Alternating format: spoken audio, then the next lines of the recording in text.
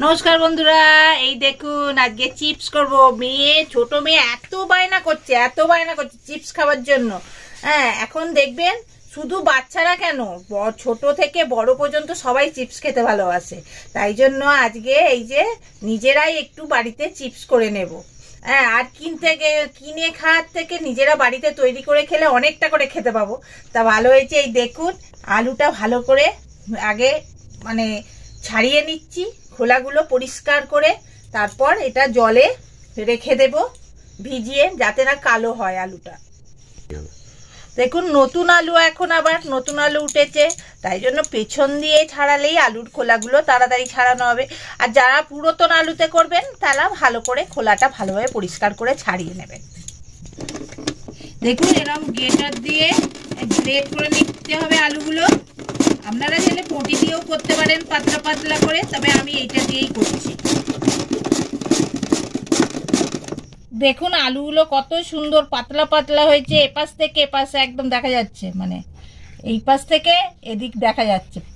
তাই এরকম ভাবেই পাতলা পাতলা করে আলুগুলো কাটতে হবে, দিয়ে এবার জলে ভিজিয়ে রাখতে হবে,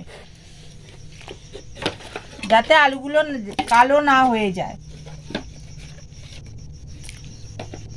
এরকম ভাবেই বাদবাকি আলুগুলো করে নেব। তারপর কি করব পরে দেখাচ্ছি। এবার আলুটাকে আমি 5-6 বার ভালো করে ধুতে হবে, যাতে না নোংরাটা থাকে। কেটেছি তো, এবার এর মধ্যে দেখবেন একটা কালো কালো ভাব থাকে।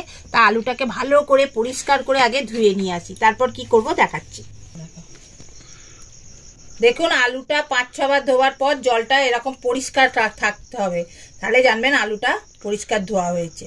এবার আমি এই আলুটাকে এরকম বড় ছাঁকুনির মধ্যে দিয়ে দেব, জলটা যাতে ভালোভাবে ঝরে যায়।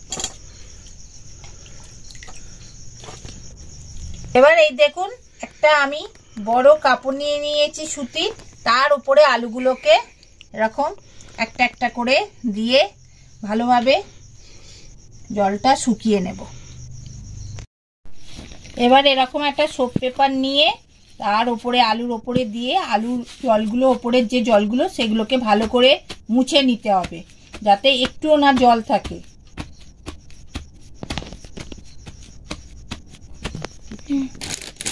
এরকম ভাবেই আমি প্রত্যেকটা আলুই এরকম ভাবে করে নেব। তারপরে কি করব পরে দেখাচ্ছি। দেখুন কড়াতে সাদা তেল দিয়ে দিয়েছি।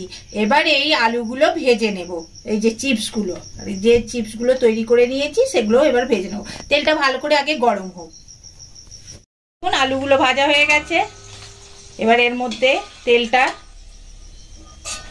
তুলে ঝরিয়ে নেব ভালো করে।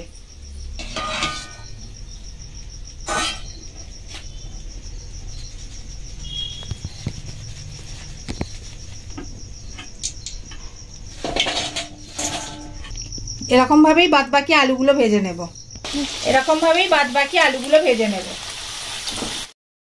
চিপসগুলো যা মাখাবো, তো তা কিছু তো মাখানো নেই, তাই ভালো করে চিপসগুলো মাখাবো।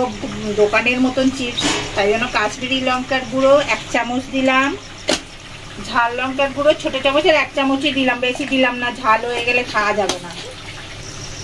এবার বিন নুন দিয়ে আর এমনি লবণ ছোট চামচের 1 চামচ, ব্যাস এই মিশিয়ে নেব। নিয়ে এবার যখন চিপসগুলো হয়ে যাবে তখন এটা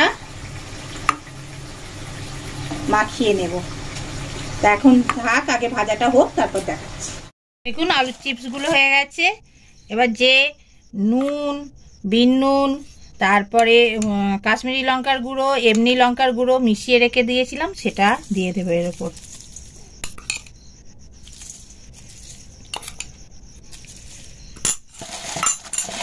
দিয়ে হাতে করে মেখে নেব। এটা এরকম করে নিলে আরো ভালো।